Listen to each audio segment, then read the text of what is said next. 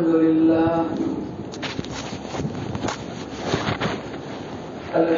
لله وحده والصلاة والسلام على من لا نبي بعده وعلى آله وصحبه أجمعين.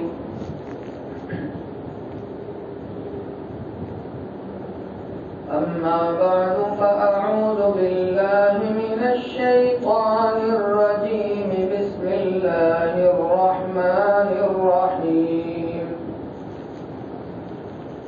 ولا تقولوا لمن يقتل في سبيل الله أموات بل أحياء ولكن لا تشعرون. صدق الله العظيم.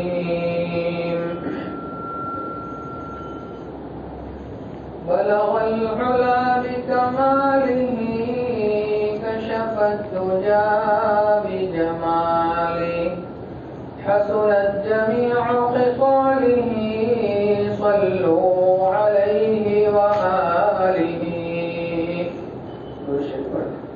اللهم صل على سيدنا محمد وعلى آل سيدنا محمد وبارك وسلم.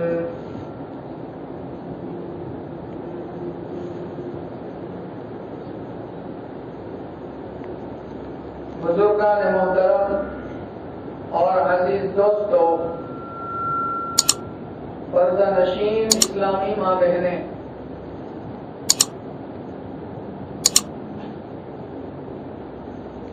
محرم الحرام کے حوالے سے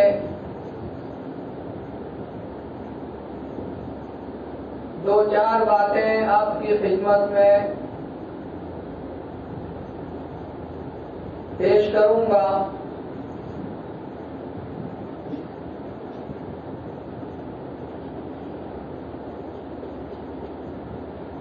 پہلی بات تو یہ کہ اسلامی کیلنڈر کا پہلا مہینہ ہے محرم الحرام. ہمارے یہاں دو کیلنڈر زیادہ مشہور ہے. ایک انگریزی کیلنڈر جو سورج کے حساب سے چلتا ہے، اور ایک ہے اسلامی کیلنڈر جو چاند کے حساب سے چلتا ہے. شمسی کیلنڈر اور قمری کیلنڈر جو سورج کے حساب سے چلتا ہے 365 دن کا ہوتا ہے سال، اور جو چاند کے حساب سے کیلنڈر چلتا ہے وہ 354 دن کا ہوتا ہے یا 55 دن کا ہوتا ہے.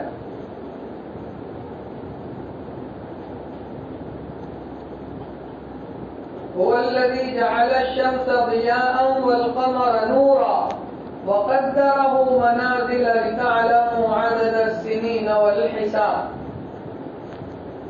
چاند بھی اللہ نے بنایا، سورج بھی اللہ نے بنایا. چاند کو روشنی عطا کی، سورج کو روشنی عطا کی، چاند کو چاندنی عطا کی. وقدره منازل، اور ان کی منزلیں طے کر دی. لِتَعْلَمُوا عَدَدَ السِّنِينَ وَالْحِسَابِ، تاکہ تم دن رات سال مہینوں کا حساب لگا سکو. اور انگریزی سے چلنے والا کیلنڈر سورج سے، وہ بھی اللہ کا ہی ہے، اور چاند سے چلنے والا بھی اللہ کا ہے. لیکن اسلام کے جتنے احکام ہیں اس کا تعلق چاند سے ہے.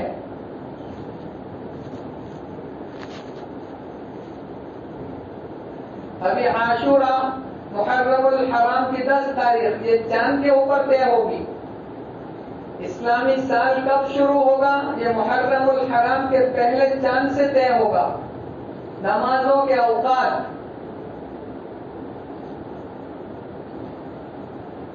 عدت کے مسائل،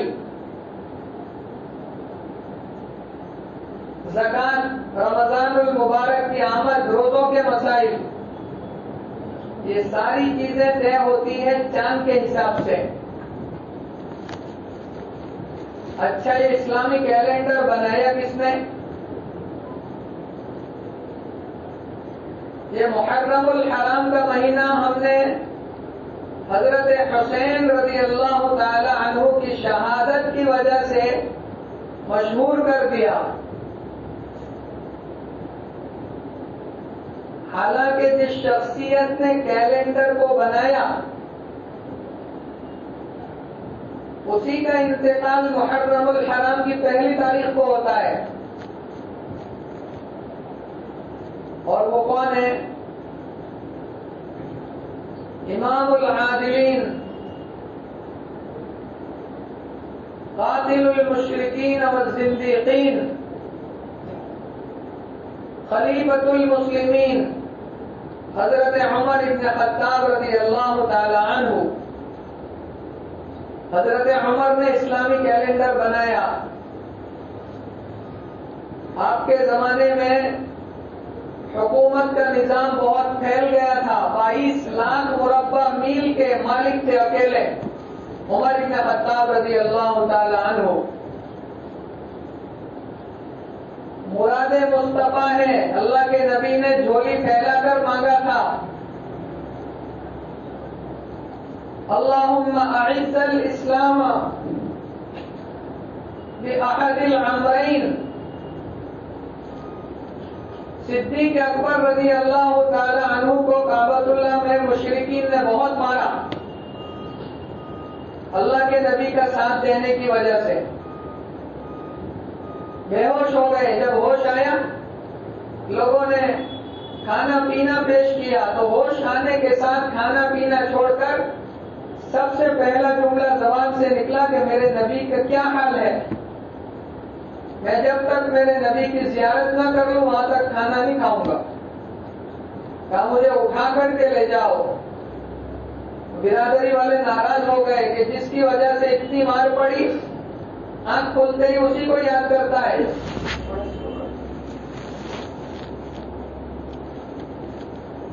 تو گئے دار ارقم میں، میرے اور آپ کے آقا جناب محمد رسول اللہ صلی اللہ علیہ وسلم تشریف فرما تھے۔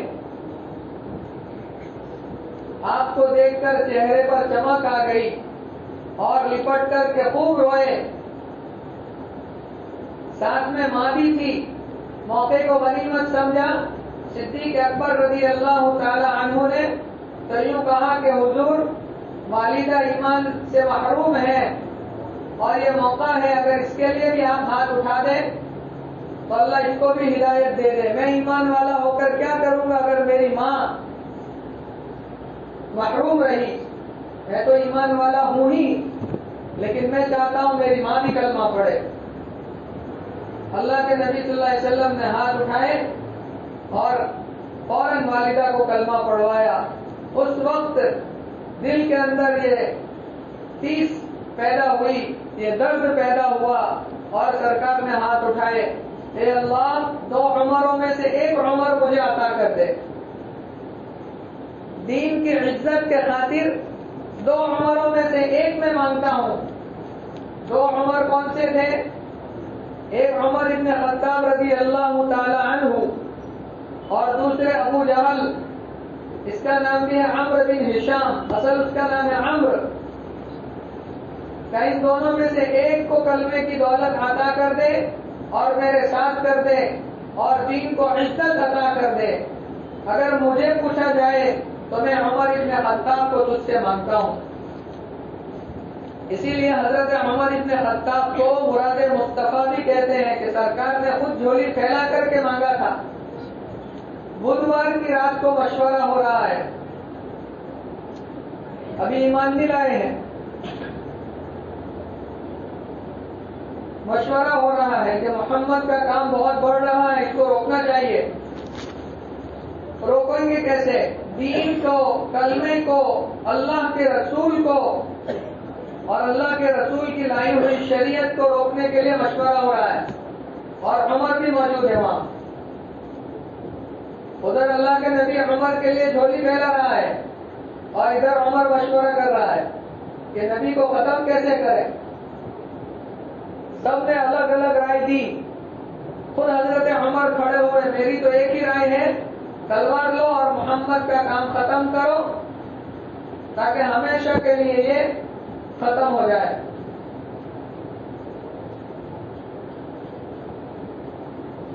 لوگوں نے کہا یہ کام کرے گا کون؟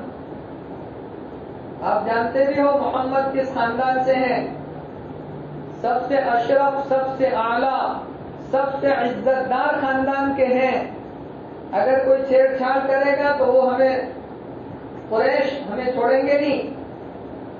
تو حضرت عمر ابن خطاب خود کہہ رہے ہیں کہ یہ کام میں کروں گا, میں خود محمد کو اپنی تلوار سے نعوذ باللہ کیا کروں گا. ایک اسکیم ادھر محمد کو ختم کرنے کی بن رہی ہے, ادھر محمد جھولی پھیلا کر محمد کو عمر کو مانگ رہے ہیں. اب دیکھنا یہ ہے کہ کون کامیاب ہوتا ہے. صبح میں ننگی تلوار لے کر کے نکلے کہ آج تو محمد کا کام تمام کر کے ہی بیٹھوں گا. راستے میں حضرت نعیم رضی اللہ تعالی عنہ کی ملاقات ہوئی. ننگی تلوار بدلے ہوئے تیور دیکھ کر کے سوال کر دیا کہ عمر یہ کہاں کا ارادہ, اتنے غصے میں تلوار ننگی لے کر کہاں جا رہے ہو؟ کہا محمد کو ختم کرنے جا رہا ہوں. ایک دنیا والے اسکیمیں بناتے ہیں بیٹھ کر, ایک اوپر والا بیٹھ کر اسکیم بناتا ہے. وَمَكَرُوا وَمَكَرَ اللَّهُ وَاللَّهُ خَيْرُ الْمَاكِرِينَ.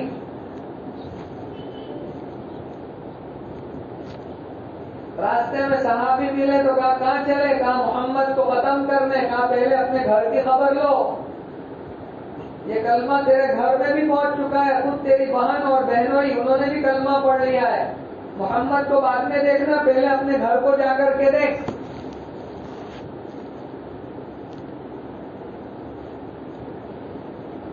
آج میرے بھائیوں اور میری مائیں اور بہنیں, ہمیں اپنے گھر کا جائزہ لینے کی ضرورت ہے. ہماری اولاد کس طرف جا رہی ہے؟ 10-10, 15-15 ہزار کا موبائل دے کر ہم سمجھ رہے ہیں کہ ہم اپنے بچوں کا حق ادا کر رہے ہیں. چپ چاپ بیٹھ کر موبائل دیکھتے رہیں گے اور ہمارا کام چلتا رہے گا. نہیں,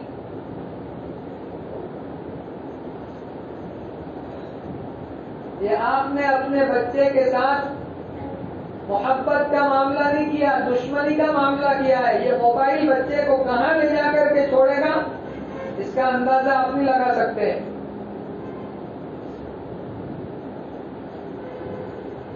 راستہ بدلا فوراً اور اپنی بہن کے دروازے پر پہنچ گئے. دستک دی, دروازے پر کھٹ کھٹ کی آواز سن کر کے اندر سمجھ گئے کہ ہو نہ ہو یا عمر ہو سکتے ہیں. اتنی زور سے دروازہ تو عمر ہی کھٹکھٹا سکتے ہیں.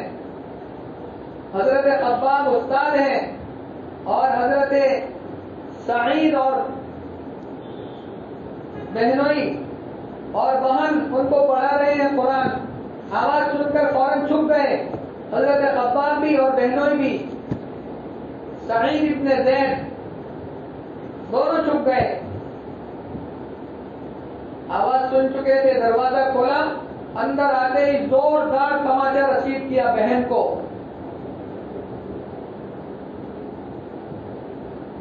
بہت غصے میں کہا تم بے دین ہو گئے ہو, دین سے پھر گئے ہو, تم نے محمد کا کلمہ پڑھ لیا ہے. بہت مارا. قرآن کے ورقے جو پڑھ رہے تھے وہ سامنے رہ گئے تھے. اس کے اوپر نظر پڑی تو کہنے لگے کہ یہ کیا ہے. ہاتھ لگانا چاہا تو بہن نے روک دیا کہ بھائی تو ناپاک ہے, تو ہاتھ نہیں لگا سکتا, یہ میرے پروردگار کا پاک کلام ہے, اس کو تو ناپاک ہاتھ نہیں لگا سکتا. غصہ ٹھنڈا ہوا تو کہا مجھے بھی بتاؤ یہ ہے کیا. کہا اگر اس کو دیکھنا ہے تو پہلے پاک ہونا پڑے گا, جاؤ غسل کر کے آؤ. محمد کی دعا کام کر رہی ہے. اب حالات بدلے ہوئے نظر آتے ہیں. نہا کر غسل کر کے آئے اور وہ ورقے جو سامنے پڑے تھے اٹھائے تو قربان جاؤ وہ آیتیں قرآن کی سامنے تھی جس کو دیکھ کر جیسے جیسے حضرت عمر عربی کے جانکار تھے جیسے جیسے پڑھتے گئے دل کی حالت بدلتی گئی. دل پگھلتا چلا گیا اور آنکھوں سے آنسو جاری ہو گئے. وہ کون سی آیت تھی؟ قرآن میں اللہ فرماتے ہیں طه ما انزلنا عليك القرآن لتشقى الا تذكرة لمن يخشى. یہ سورہ طه کی شروع کی آیتیں اوپر لکھی ہوئی تھی. پڑھتے چلے گئے دل کی کیفیت بدلتی چلی گئی اور آنکھوں کے اندر آنسو جاری ہو گئے اور کہنے لگے کہ مجھے اب بھی محمد کے پاس لے کر کے چلو. تو جو استاد چھپ گئے تھے جو بہنوں چھپ گئے تھے نکل کر باہر آئے اور کہنے لگے مرحبا مرحبا. محمد صلی اللہ علیہ وسلم کی دعا قبول ہو گئی.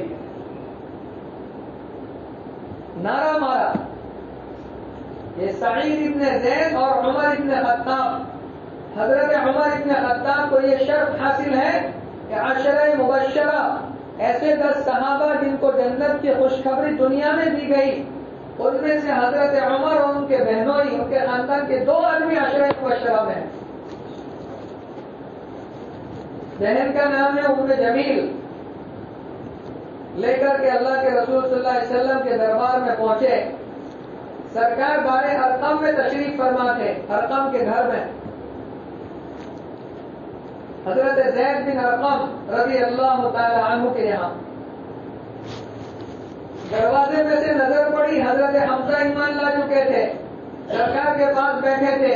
باہر نظر پڑی تو عمر نظر آئے تو صحابہ نے یوں کہا اللہ کے رسول عمر آ رہے ہیں پتہ نہیں آ کر کے کیا کریں گے.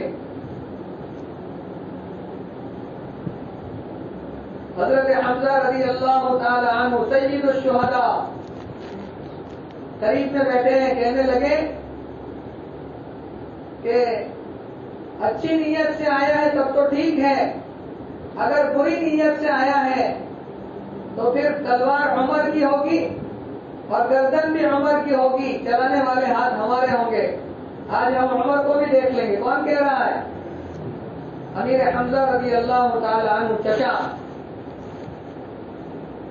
کہا آنے دو. دروازہ کھولا اندر آ گئے.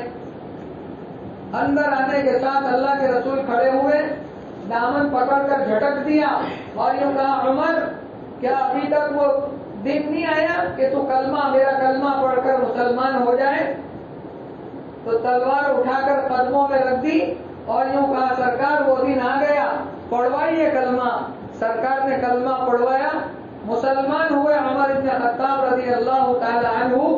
جتنے صحابہ وہاں بیٹھے تھے خوشی سے جھوم اٹھے اور نعرہ مارا اور جبرائیل امین آئے اور آ کر کے یوں کہا کہ عمر کے ایمان لانے پر آپ کو خوشی ہوئی؟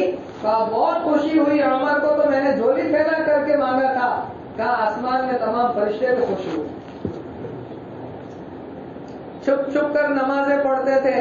بعد میں کھلے عام لے کر کے گئے اور اعلان کر دیا کہ اب عمر ایمان لے آیا ہے. کسی کے ماں نے چھٹی کا دودھ پیا ہو تو ہمیں روک کر کے بتاؤ. یہ ہے عمر ابن خطاب رضی اللہ تعالی عنہ. 22 لاکھ مربع میل کا اکیلا مالک. سکندر کو لوگ یوں کہتے ہیں کہ بہت بڑی دنیا فتح کرنے چلا تھا. فتح کرتے کرتے 17 لاکھ مربع میل تک وہ پہنچا تھا. اس سے بھی بڑی حکومت تھی. بادشاہت خلافت حضرت عمر بن خطاب رضی اللہ تعالی عنہ کی. اکیلا مالک.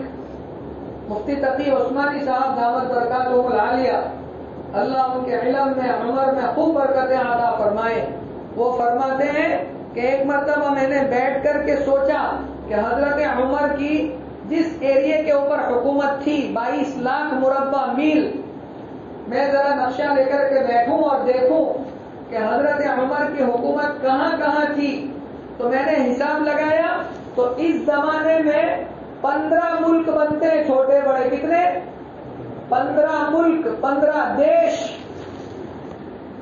15 देशों के ऊपर अकेले हजरत उमर इब्न खत्ताब रजी अल्लाह ताला अन्हु की हुकूमत थी।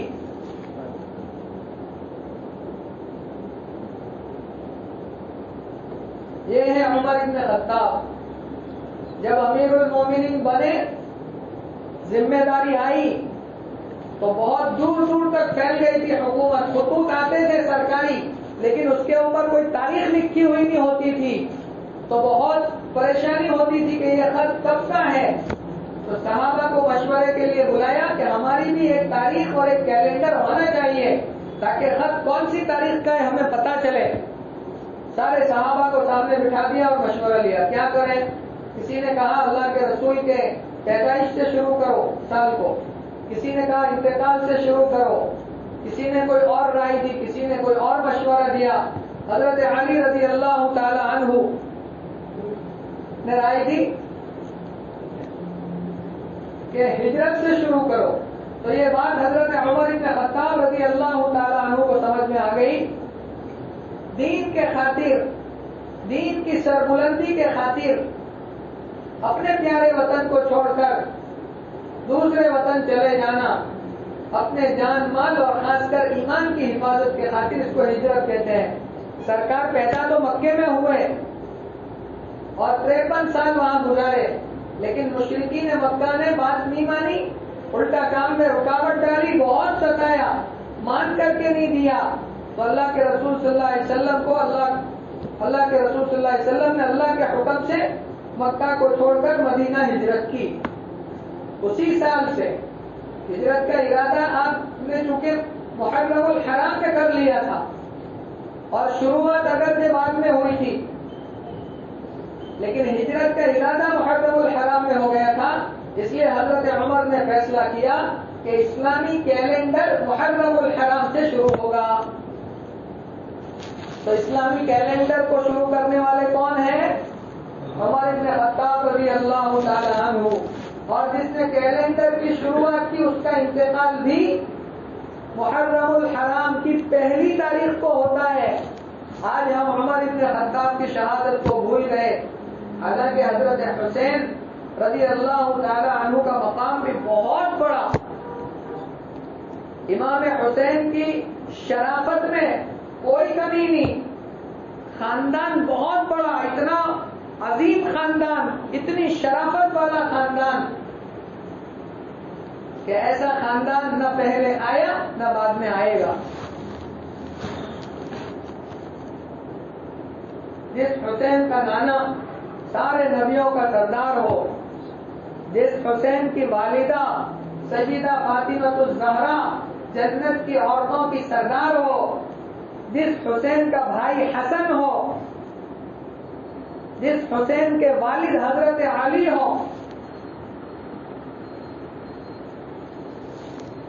जिस हुसैन को नबी ने अपनी गोद में खिलवाया हो, जिस नबी ने हुसैन को अपनी पीठ के ऊपर बिठाकर चक्कर लगाए हो,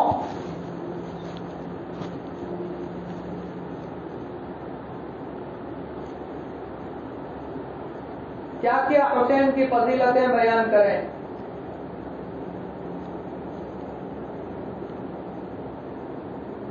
एक मर्तबा सय्यदा फातिमातुज़ ज़हरा रज़ी अल्लाह ताला अन्हा भूखी थी, दूध नहीं आ रहा था।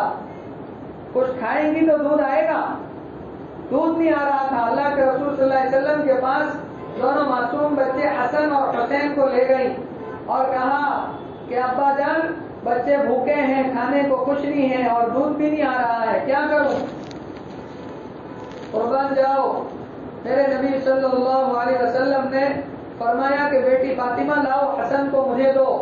हजरत हुसैन को गोद में लिया और अपनी ज़बान मुबारक निकालकर हजरत हसन के मुंह में ली।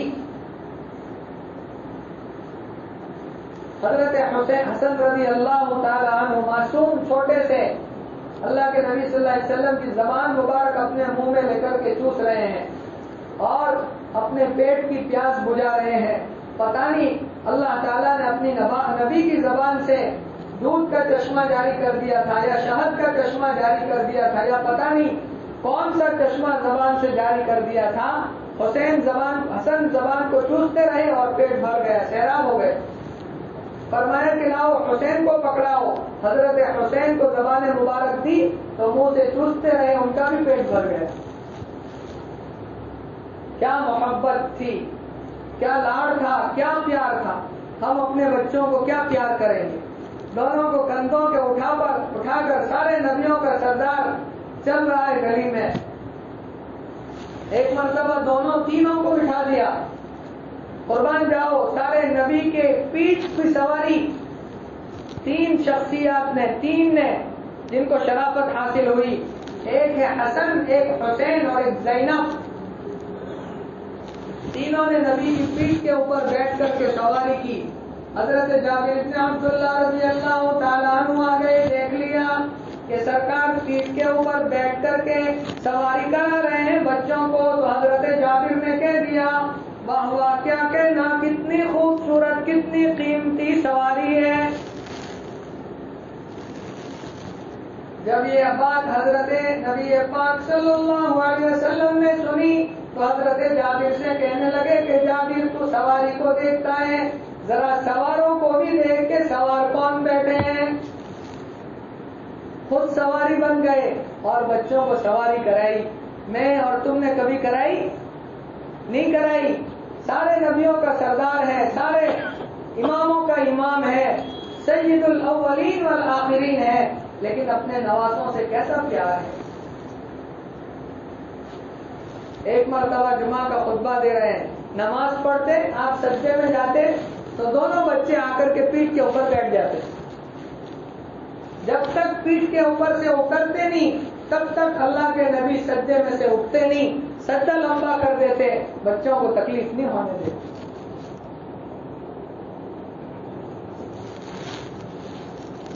ایک مرتبہ سرکار خطبہ دے رہے ہیں اور دونوں چھوٹے بچے جب جبہ پہن کر کے مسجد نبوی کے اندر داخل ہوئے. سرکار جمعہ کا خطبہ دے رہے ہیں. جمعہ کے خطبے کا مسئلہ یہ ہے کہ امام جب خطبہ دے رہا ہو تو کسی کو بات کرنے کی اجازت نہیں, اور کسی بچے کو مستی کرتے ہوئے اگر بچے ہوں تو چپ کرنے کی بھی اجازت نہیں, چھتریوں سے کھیلنے کی اجازت نہیں. امام کی آواز آ رہی ہو کہ نہ آ رہی ہو, امام کی طرف توجہ کے ساتھ بیٹھنے کا حکم ہے. لیکن قربان جاؤ, دونوں معصوم بچے چھوٹے چھوٹے جبے پہن کر کے مسجد میں داخل ہوئے. سرکار منبر پر تشریف فرمائے, خطبہ دے رہے ہیں.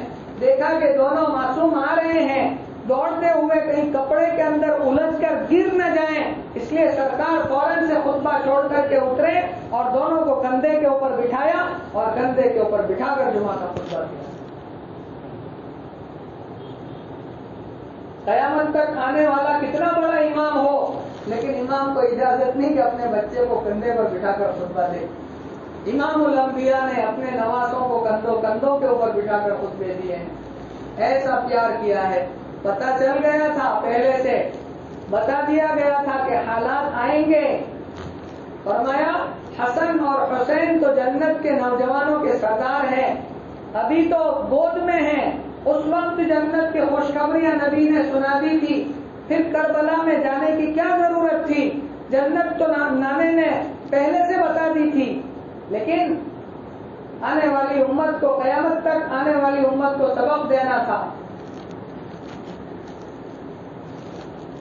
تو عمر بن خطاب رضی اللہ تعالی عنہ نے یہ کیلنڈر جاری کیا محرم الحرام کا. اچھا, ایک غلط فہمی ہمارے درمیان دوسری کیا ہے کہ حضرت حسین کی شہادت ہوئی, اس وجہ سے محرم کا مہینہ احترام والا بنا, عزت والا بنا. حالانکہ ہم قرآن سے پوچھتے ہیں تو قرآن یوں کہتا ہے کہ محرم کا مہینہ تو جب سے ہم نے زمین آسمان بنائے تب سے حرمت والا ہے, تب سے عزت والا ہے, تب سے عظمت والا ہے. خالی محرم کا مہینہ نہیں, اور 3 مہینے ساتھ میں, کل 4. دیکھو قرآن کیا کہتا ہے, ان عدت الشہور عند اللہ 12 شہرا فی کتاب اللہ یوم خلق السماوات والارض منها 4 حرم. تو قرآن کیا کہتا ہے کہ وہ 4 مہینے کون کون سے ہیں؟ ایک رجب کا مہینہ اور ایک ذی القعدہ کا, ذی الحجہ کا اور یہ محرم کا. یہ 4 مہینے قابل احترام ہے. کب سے؟ جب سے زمین آسمان بنائے لوہے محفوظ میں پہلے سے ان کو احترام والا لکھ دیا گیا ہے.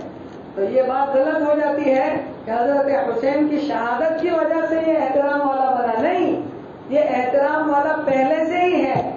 ہاں، یہ حضرت حسین رضی اللہ تعالی عنہ کو اللہ نے سعادت عطا فرمائی کہ ان کی شہادت 10 محرم الحرام کو یعنی یوم عاشورہ کو ہوئی. اور شہادت کا ملنا یہ ماتم کی چیز نہیں ہے، غم کی چیز نہیں ہے، یہ تو سعادت مندی کی چیز ہے، خوشی کی چیز ہے.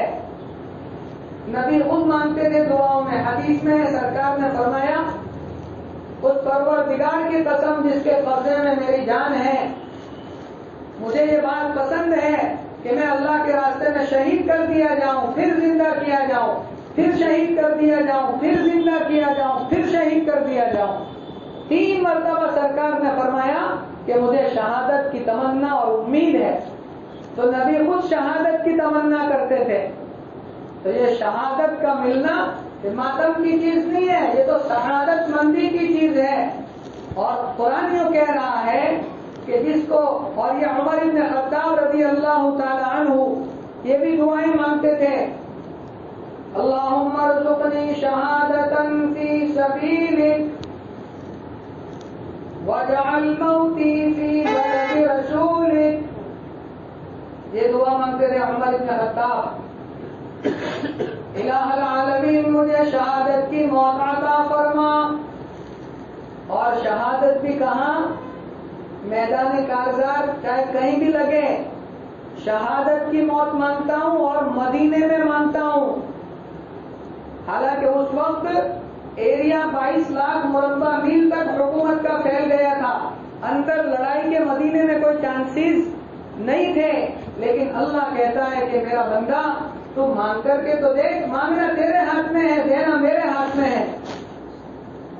عمر بن خطاب رضی اللہ تعالی عنہ نے شہادت کی موت مانگی، اور وہ بھی کہاں؟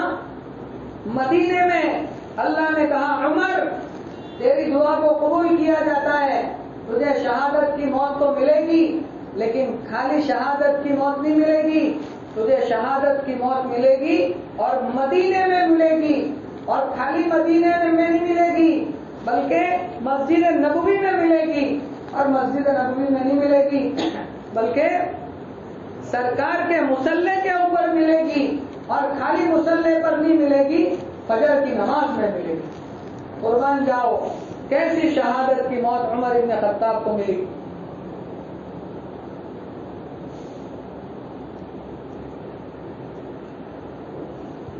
فجر کی نماز پڑھانے کے لیے کھڑے ہوئے، اللہ اکبر کہہ کر نماز شروع کی. ایران کا رہنے والا مجوسی ابو لولو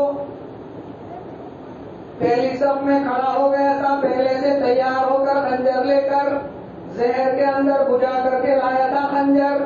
جیسے ہی عمر بن خطاب رضی اللہ تعالی عنہ نے فجر کی نماز شروع کی، فوراً خنجر نکالا اور پیدر پہ وار کیے. حضرت عمر بن خطاب رضی اللہ تعالی عنہ کو وہیں پر زخمی کر دیا.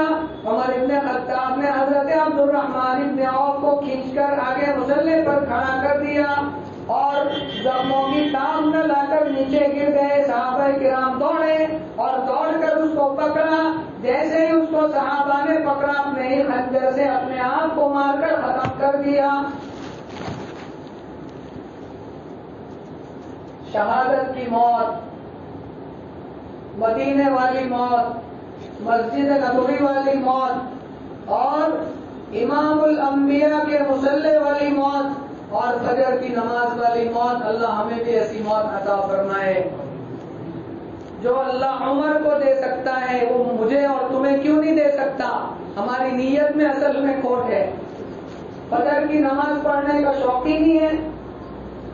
آج نمازوں میں موت نہیں آ رہی ہے. سنا نماز میں موت آئی، کئی سال ہو گئے. پہلے سننے میں آتا تھا کہ سجدے میں گیا اور روح پرواز کر گئی. اب موتیں کیوں نہیں آ رہی ہے؟ سجدہ کرنے کا شوق ہی نہیں رہا، نماز کا شوق نہیں رہا. فجر کی نماز میں صفیں خالی ہے. جو آدمی فجر کی نماز چھوڑ کر سو جاتا ہے شیطان اس کے کان کے اندر پیشاب کرتا ہے. اگر کوئی کتا بلی ہمارے کان میں پیشاب کر جائے آدمی کو نیند آئے گی؟ شیطان پیشاب کر جاتا ہے. حدیث پاک میں فرمایا سرکار نے فجر کی نماز جو آدمی چھوڑ کر سوتا ہے شیطان اس کے کان میں پیشاب کرتا ہے. اندازہ لگاؤ. اب کان میں روزانہ شیطان پیشاب کر جائے گا تو آدمی کو سیدھی سمجھ کہاں سے پڑے گی؟ الٹی ہی سمجھ پڑے گی. تو کہہ رہا تھا کہ یہ شہادت کا ملنا، اللہ کے راستے میں جان کام آ جانا، یہ تو سعادت مندی کی بات ہے، ماتم کی بات نہیں ہے. اور ماتم کیا کس پر جاتا ہے؟ جو مر گیا ہو اس پر. ابھی کسی کی تازہ گھر میں میت ہوئی، کسی کا باپ گزر گیا، کسی کی ماں گزر گئی، تو اگر بیوی ہے شوہر گزر گیا تو اس کے لیے شریعت نے کہا 4 مہینے 10 دن وہ عدت میں بیٹھے گی، شوق منائے گی. اور اس کے گھر والے ان کو خالی 3 دن کی اجازت ہے. ماں گزر گئی، باپ گزر گیا، خالی 3 دن. اس کے بعد 4تھے دن کام پر لگ جاؤ. جب تازہ میت کے اوپر 3 دن سے زیادہ ماتم کی اجازت نہیں ہے تو حضرت حسین رضی اللہ تعالی عنہ کو 1400 سال ہو گئے اور دین کو سرکار مکمل کر کے گئے تھے. الیوم اکملت لکم دینکم واتممت علیکم نعمتی ورضیت لکم الاسلام دینا. دین مکمل کر کے گئے تھے سرکار. اور حضرت حسین رضی اللہ تعالی عنہ تو سن 61 میں یعنی نبی کے دنیا سے جانے کے 50 سال بعد ان کی تو شہادت ہوئی.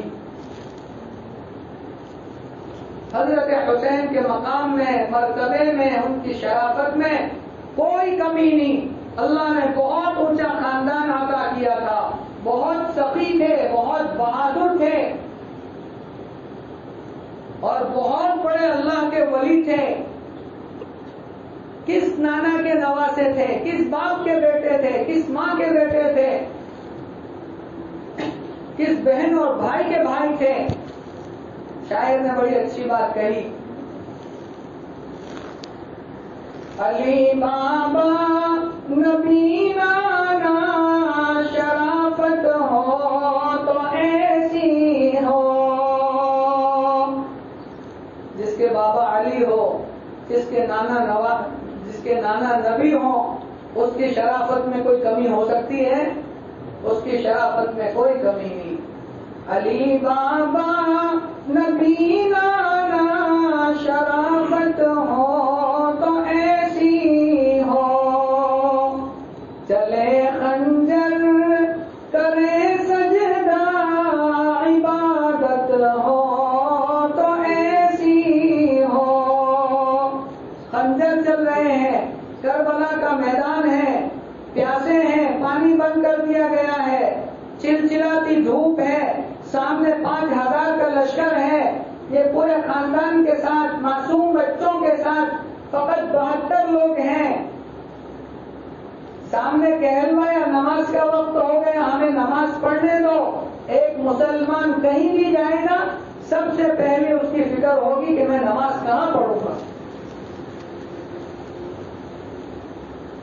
آج ماتم مناتے ہیں، تعزیہ نکالتے ہیں، جلوس نکالتے ہیں، کتنی نمازیں جاتی ہے، کتنی خرافات ہوتی ہے، کتنی بے پردگی ہوتی ہے. قرآن اٹھا کر کے دیکھو قرآن کیا کہہ رہا ہے. قرآن تو کہہ رہا ہے وَلَا تَقُولُوا لِمَن يُقْتَلُ فِي سَبِيلِ اللَّهِ أَمْوَاتٌ بَلْ أَحْيَاءٌ وَلَكِن لَّا تَشْعُرُونَ. قرآن تو یوں کہہ رہا ہے کہ جو اللہ کے راستے میں شہید ہو جائے اس کو تم مردہ مت کہو، وہ تو زندہ ہے. اور ماتم کس پر کیا جاتا ہے؟ مرنے والے پر. اور قرآن تو یوں کہہ رہا ہے کہ جو اللہ کے راستے میں شہید ہو گیا وہ تو زندہ ہے. تو جو لوگ حضرت حسین کا ماتم مناتے ہیں ان کو بیچاروں کو پتہ ہی نہیں کہ ہم کیا کر رہے ہیں. ہم نے قرآن کھول کر کے دیکھا, کوئی بھی مسئلہ پیش آئے سب سے پہلے مفتی قرآن کھولے گا کہ قرآن کیا کہہ رہا ہے. اگر قرآن میں نہیں ملا تو قرآن کی تفسیر, اللہ کے رسول صلی اللہ علیہ وسلم کی حدیثوں کو دیکھے گا کہ سرکار نے کیا فرمایا. سرکار کے حدیثوں میں نہ ملے تو پھر اجماع امت کو دیکھے گا کہ امت کا عمل کس پر ہے, اس پر بھی نہ ملے تو بڑے بڑے علماء مفتیان کرام قیاس کریں گے اور بتائیں گے کہ صحیح مسئلہ کیا ہے. تو یہ مسئلہ تو سیدھا قرآن میں مل گیا ہمیں. قرآن تو یوں کہہ رہا ہے کہ جو اللہ کے راستے میں شہید ہو جائے وہ مردہ نہیں ہے, اس کو مردہ مت کہو, وہ تو زندہ ہے. اور ماتم تو مردے کا کیا جاتا ہے, زندہ آدمی کا ماتم نہیں کیا جاتا. تو جو لوگ حضرت حسین کا ماتم مناتے ہیں وہ خود اپنے کلیجے پر ہاتھ رکھ کر کے ذرا سوچیں کہ میں صحیح کر رہا ہوں کہ غلط کر رہا ہوں. میری ماں کا انتقال ہو گیا, لوگ ڈھول بجا رہے ہیں, تاشے بجا رہے ہیں, اس کو جا کر کے کہو کہ تیری ماں کا انتقال ہو گیا, جا بینڈ باجے والے کو بلا کر کے لا, ہم بینڈ باجا بجاتے ہیں. لائے گا نہیں لائے گا. مقصد کیا بات کرتے ہو, میری ماں کا انتقال ہوا اور تم بینڈ باجا لانے کی بات کر رہے ہو, مارنے دوڑے گا. میرے بھائیوں, میرے حسین جس کو نبی کہہ رہا ہے جنت کے جوانوں کے سردار اور میرے دنیا کے پھول, ان کو ہم نے اتنا ہلکا بنا دیا کہ راستوں میں نکل کر اس کا تماشا بنائے. نہیں نہیں نہیں نہیں میرے بھائیوں, اگر کوئی ماتم کرنے کا حقدار تھا تو سب سے پہلے میرے اور آپ کے آقا جناب محمد رسول اللہ صلی اللہ علیہ وسلم کی وفات پر ماتم منایا جاتا. لیکن سرکار کی وفات پر بھی ماتم منانے کی اجازت ہے. جس کی برکت سے ہمیں کلمہ ملا, نماز ملی, مسلمانی ملی, زندگی جینے کا طریقہ ملا, نماز ملی, اس کا ماتم منانے کی اجازت نہیں تو اس کے نوازے کا ماتم ہم کیسے منائیں. اور ماتم تو مردوں کو منایا جاتا ہے. قرآن تو کہہ رہا ہے کہ میرا حسین مرا ہوا نہیں ہے, وہ تو زندہ ہے. سمجھ میں آئے گا. تو میرے بھائیوں, یہ ہمارا کام نہیں ہے. تو ایک تو بات یہ ہو گئی کہ کیلنڈر حضرت عمر بن خطاب رضی اللہ تعالی عنہ نے شروع کیا اور انہوں نے خود شہادت کی موت مانگی. اللہ نے مسجد نبوی میں نبی کے مصلی والی موت عطا فرمائی. اور دوسرا, محرم الحرام کا مہینہ پہلے سے حرمت والا ہے. یہ حضرت حسین رضی اللہ تعالی عنہ کی سعادت مندی ہے کہ آپ کو محرم الحرام کی 10 تاریخ کو شہادت کا جام اللہ تعالیٰ نے عطا کیا. وہ جتنے لوگ 5000 کا لشکر تھا, آج ان کا نام و نشان دنیا سے مٹ گیا, کوئی ان کا نام لینے والا نہیں ہے. اور میرا حسین آج بھی زندہ ہے, آج بھی حضرت حسین کا نام زندہ ہے اور قیامت تک حسین کا نام گونجتا رہے گا. قتل حسین اصل میں مرگ یزید ہے. دین زندہ ہوتا ہے ہر کربلا کے بعد. حسین نے کربلا کے میدان میں ہمیں یہ پیغام دیا کہ سامنے ظالم تھا, ظلم کر رہا تھا, اگر ظلم کے سامنے گردن جھکا دیتے اور بعد میں معافی مانگ لیتے تو اللہ معاف کر دیتا. لیکن حسین نے قیامت تک آنے والی نانے کی امت کو یہ میسج دیا, یہ سبق پڑھایا کہ ظالم کے سامنے سر کٹ جاتا ہو تو کٹ جانے دینا, لیکن ظالم کے سامنے کبھی سر مت جھکانا.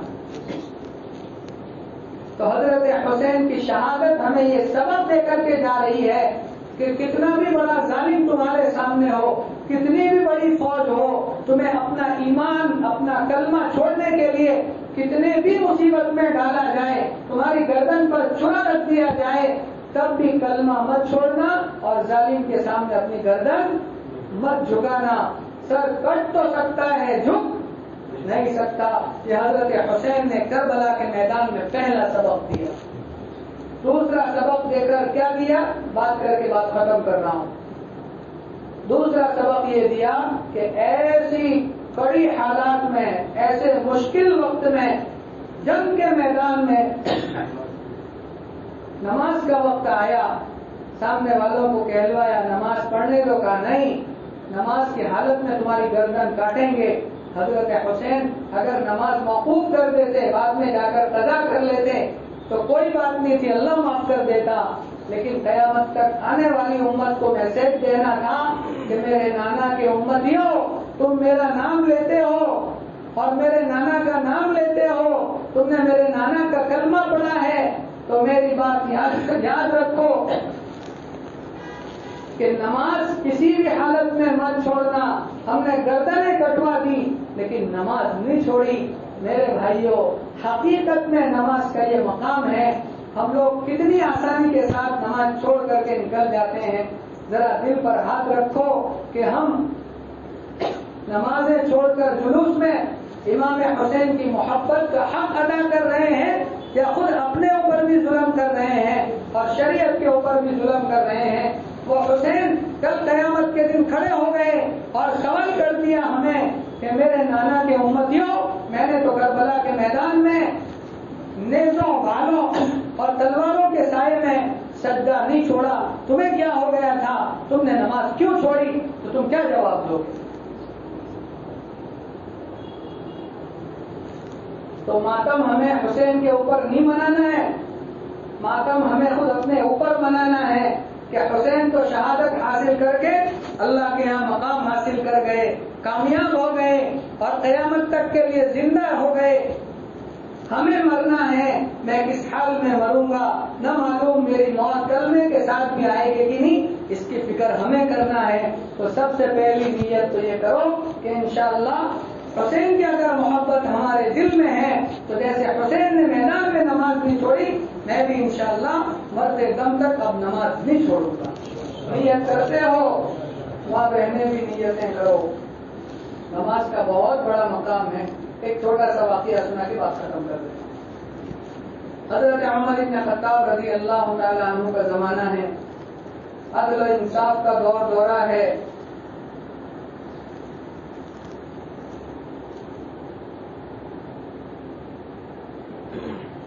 ایک بڑھیا کا تیل کٹورے میں تیل لے کر کے آ رہی تھی، ٹھوکر لگی، گر گیا. اب زمین کے اوپر گرا تو زمین نے پی لیا تیل، تو خالی کٹورا لیا اور لے کر حضرت عمر بن خطاب رضی اللہ تعالیٰ عنہ کے دربار میں آئے.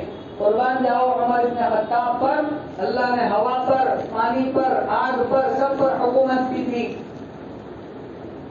دریائے نیل نے چلنا چھوڑ دیا، مصر میں پانی نہیں آ رہا ہے. حضرت عمرو بن عاص نے خط لکھا کہ حضرت یہاں ایک نوجوان لڑکی کو تیار کر کے دلہن بنا کر دریا میں ڈالتے ہیں تب پانی اوپر آتا ہے، میں کیا کروں؟ عمر بن خطاب رضی اللہ تعالی عنہ نے چمڑے کا ٹکڑا لیا اور اس کے اوپر کچھ لکھا اور لکھ کر کے بھجوایا حضرت عمرو بن عاص گورنر کے پاس کہ جاؤ اور جا کر دریا کے اندر یہ میرا پیغام، یہ جو میں نے خط بھیجا ہے یہ دریا کے نام ہے، دریا کو جا کر دے دو کہ عمر بن خطاب کا پیغام ہے. میرے بھائیوں، جس کی بات دریا بھی مانا کرتے تھے، جیسے ہی ٹکڑا اندر جا کر کے رکھا، پانی آنا شروع ہوا، ابلنا شروع ہوا. وہ عمر نے جو پانی ابلوایا ہے آج تک ایک قطرہ اس دریا میں سے کم نہیں ہوا. کسی نے جا کر کے پوچھا امیر المومنین، ایسا تو دریا کے اس خط کے اندر آپ نے کیا لکھا تھا کہ وہ پانی بھی، دریا بھی آپ کی بات مانتا ہے؟ قربان جاؤ، 22 لاکھ مربع میل کا مالک ہے اور مسجد نبوی کے اندر آ کر کے خود جھاڑو دے رہا ہے. ہمیں مسجد میں سے کچرا اٹھانے میں شرم آتی ہے. ہم مؤذن صاحب کو بلاتے ہیں کہ مؤذن صاحب آج صفائی نہیں کی، مسجد میں کچرا پڑا ہے. تو مسلمان نہیں ہے؟ مؤذن صاحب کو 50,000 60,000 روپئے دیتے ہیں پگار، تیرا حق نہیں بنتا مسجد صاف کرے. عمر بن خطاب سے بڑا کوئی ہو سکتا ہے بادشاہ؟ خود مسجد نبوی میں جھاڑو دے رہے ہیں. اور درخت کے نیچے ہاتھ کا تکیہ بنا کر کے سوئے ہوئے ہیں. آج کے بادشاہوں کو دیکھو, چھوٹے سے منسٹر کو دیکھو, آگے 4 گاڑیاں, پیچھے 4 گاڑیاں, بیچ میں اس کی گاڑی, ہٹو بچوں کی آوازیں. یہ 22 لاکھ 15 ملکوں کا اکیلا مالک. یہ ایمانی پاور تھا, یہ طاقت تھی عمر بن خطاب کی. پانی نے جو چلنا شروع کیا تھا, حضرت لکھا کیا تھا؟ لکھا یہ تھا کہ اللہ کی طرف سے چلتا ہے تو چل, نہیں تو تیری ہمیں کوئی ضرورت نہیں ہے. خالی اتنا ہی لکھا کہ دریا نے جو چلنا شروع کیا, آج تک ایک قطرہ اس کا پانی کم نہیں ہوا. ایک مرتبہ آگ آ رہی تھی, آگ, شعلے آگ کے. عمر بن خطاب نے کرتا اتارا اور صحابی کو دیا, کہا جاؤ اور جا کر آپ کو بتاؤ کہ ابھی تو عمر بن خطاب عدل و انصاف کر رہا ہے, تو کسی کو جلا نہیں سکتی, میرا کرتا جا کر کے بتاؤ. جیسے ہی عمر بن خطاب کا کرتا آپ کو بتایا, آگ واپس نکل گئی.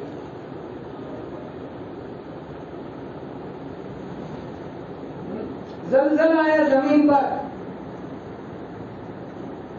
عمر بن خطاب نے ٹھوکر ماری زمین کو. آج سائنس نے کتنی ترقی کی ہے, ذرا زلزلے کو روک کر کے بتاؤ. عمر بن خطاب نے ٹھوکر ماری زمین پر اور یوں کہا کہ ابھی تو عمر بن خطاب انصاف کر رہا ہے زمین پر, تو کیوں ہل رہی ہے, خاموش ہو جا. تو زمین کی ہمت نہیں ہوئی دوسری مرتبہ ہلنے کی. یہ بادشاہ ہے عمر بن خطاب. حالات پڑھو. آج شیعہ لوگوں نے حضرت حسین رضی اللہ تعالی عنہ کی آڑ میں ہمیں حضرت عمر کی شہادت, خود حضرت حسین کے والد حضرت علی کی شہادت, حضرت ابوبکر صدیق کا مقام, حضرت عثمان غنی کی شہادت سب بھلوا دیا اور خرافات کے اندر یہ شیعوں نے لگا دیا ہے.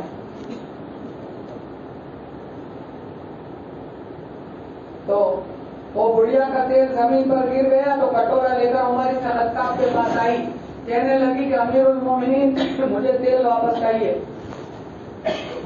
تو خادم سے کہا کہ ایک بڑا ڈبہ نکال کر کے بڑھیا کو دے دو. بڑھیا بھی پرانے زمانے کی تھی, پرانے سوچ کی تھی.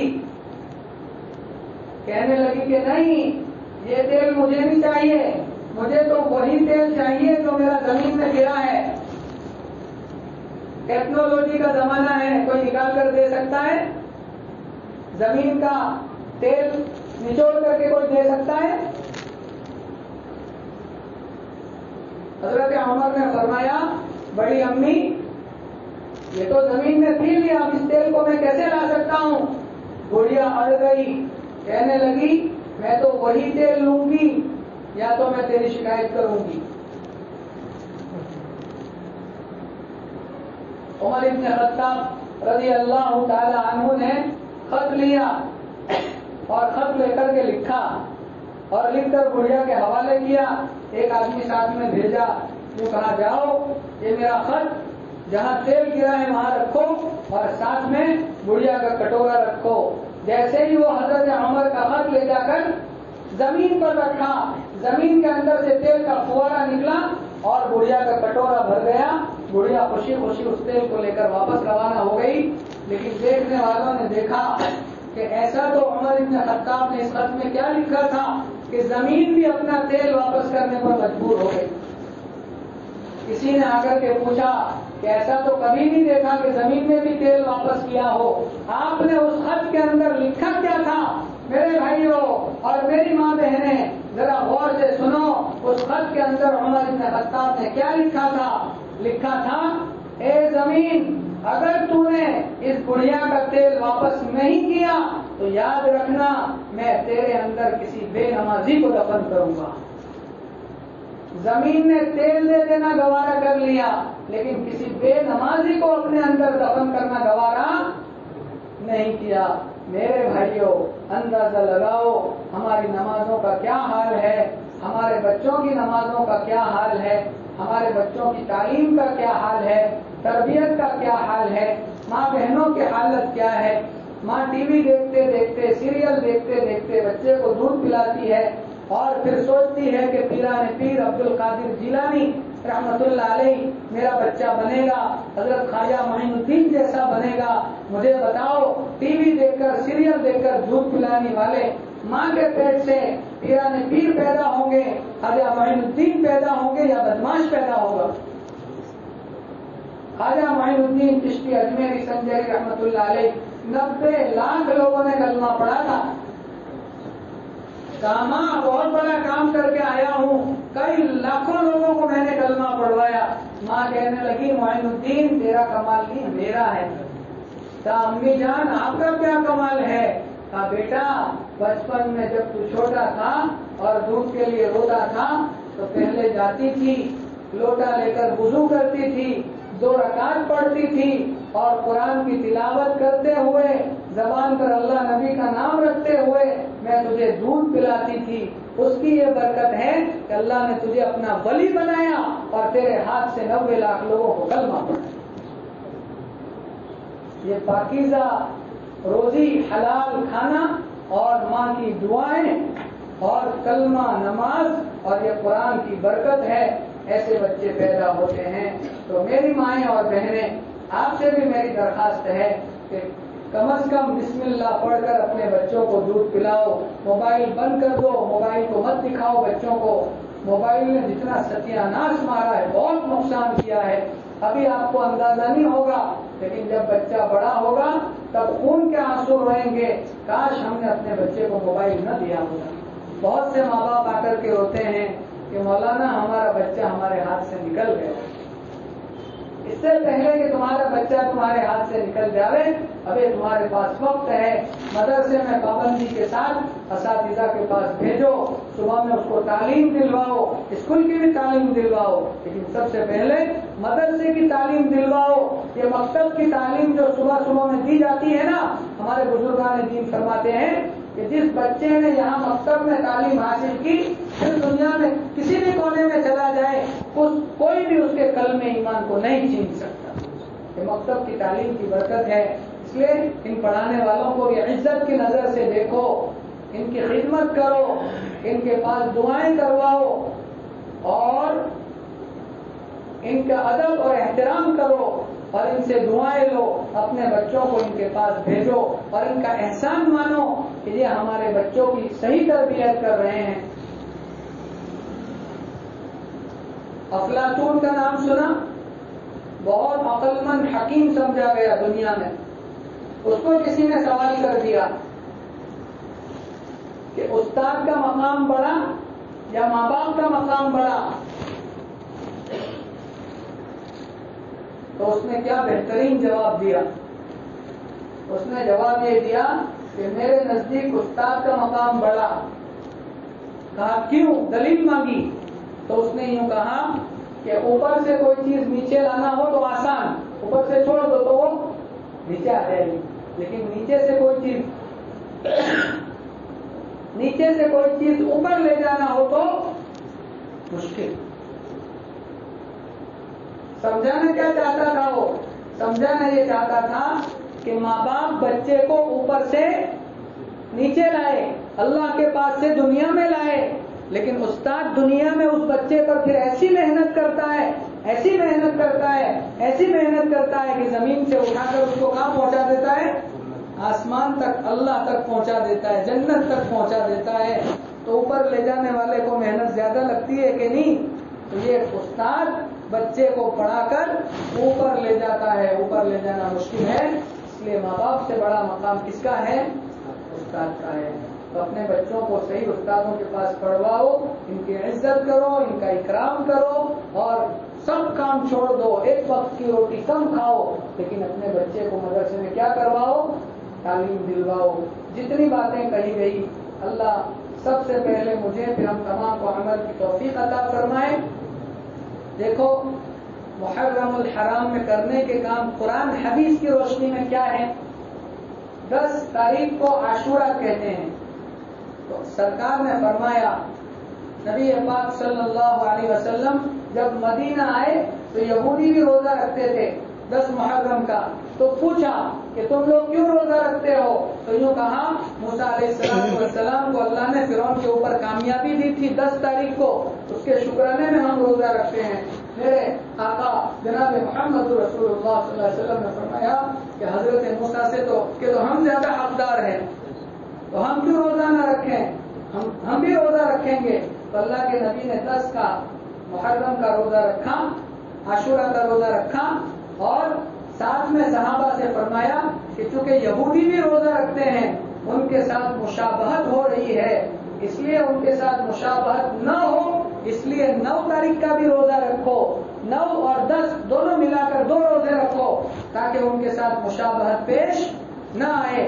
9 10 رکھو یا 10 اور 11 رکھو، مطلب 10ویں تاریخ کے ساتھ ایک روزہ ملا لو، آگے والا یا پیچھے والا۔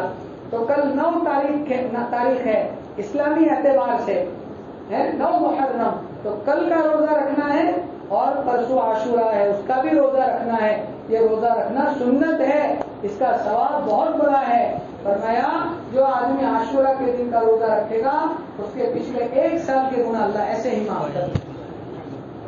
کتنا سستا سودا ہے، اس لیے یہ 2 روزے رکھو، کل کا، پرسوں کا، یا پرسوں کا اور ترسوں کا رکھیں گے انشاءاللہ۔ ایک کام تو یہ کرنا ہے، اور دوسرا ایک حدیث میں یہ ہے کہ 10ویں محرم یعنی عاشورہ کو سرکار نے ایک روایت میں فرمایا کہ جو آدمی 10 تاریخ کو عاشورہ کے دن، منگلوار کے دن، اپنے بچوں کو، اپنے جن کی ذمہ داری اس کے اوپر ہے، اپنے گھر والوں کو اچھا کھانا بنا کر کے کھلائے گا، اس کی برکت سے اللہ اس کو پورا سال کھلائے گا۔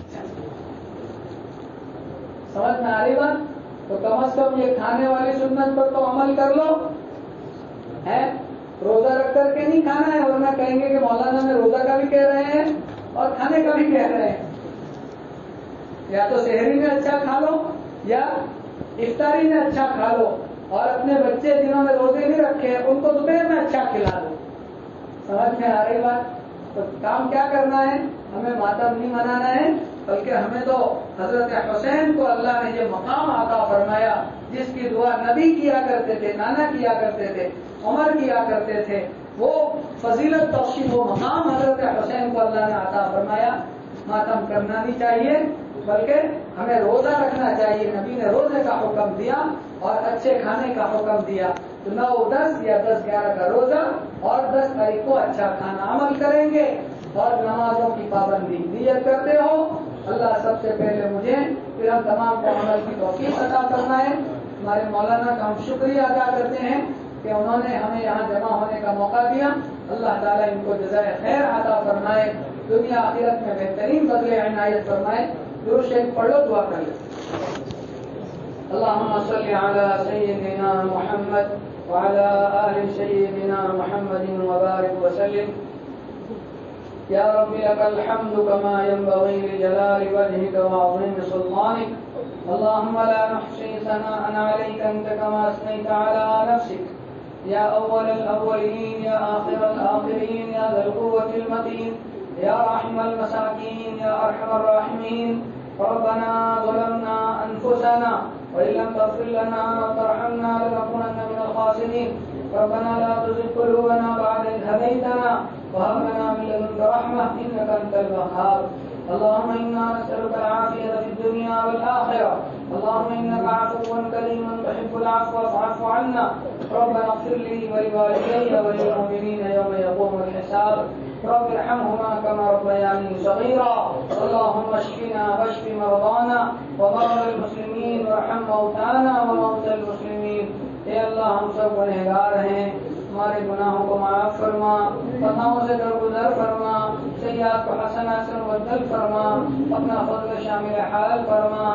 زندگی کا بڑا حصہ غفلتوں میں گزار دیا ہے، تیری نافرمانیوں میں گزارا ہے، نہ معلوم ہم یا اللہ ناسمجھی میں کتنے گناہ ثواب سمجھ کر کے کرتے چلے گئے، کہیں ماتم مناتے چلے گئے، کہیں تعزیوں کے اندر شرکت کرتے چلے گئے۔ یہ تو شیعوں نے سب کام بنایا تھا، اور ہم بھول پن میں غفلت میں اللہ یہ صاف کرتے چلے گئے کام۔ اے اللہ ان ساری غفلتوں سے ہمیں معاف فرما دے۔ آج ہمیں پتہ چل گیا کہ اصل میں محرم الحرام میں ہمیں کیا کرنا ہے، 9 10 یا 10 11 کا روزہ رکھنا ہے۔ اللہ توفیق عطا فرما، اور 10 تاریخ کو اپنے بچوں کو اچھا کھانا کھلانا ہے۔ اللہ سب کی روزی میں برکت عطا فرما، سب کے بچوں کو بہترین کھانا عنایت فرما۔ اپنے خزانے غیب سے عطا فرما. اگلے پچھلے چھوٹے بڑے جتنے گناہ ہو گئے ہیں اللہ تو سب جانتا ہے. رات کے اجالے میں، رات کے اندھیرے میں، دن کے اجالے میں، جانتے ہوئے انجانے میں، چھوٹے بڑے صغیرہ کبیرہ کتنے گناہ ہم نے کیے ہم تو نہیں جانتے، لیکن تو جانتا ہے.